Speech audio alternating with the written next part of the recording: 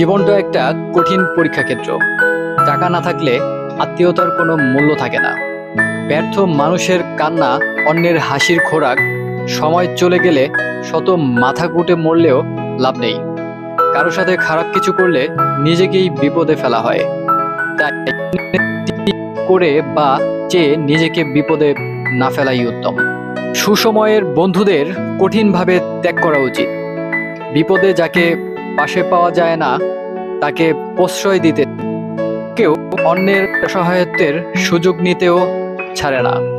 সুযোগ সন্ধানীরা আশেপাশেই ঘুরে। প্রতি মুহূর্তে সতর্ক থাকা দরকার। নিজের গোপন কথা অন্যকে বলতে নেই। কিছু মানুষকে জীবনের থেকে দ্রুত বিদায় করতে হয়। এরা আবর্জনার মতো, যত থাকবে দুর্গন্ধ ছড়াবে। সবাই বন্ধু হয় না, চিরকাল কেউ পাশে থাকে না। ভালো থাকবেন সবাই। আসসালামু আলাইকুম।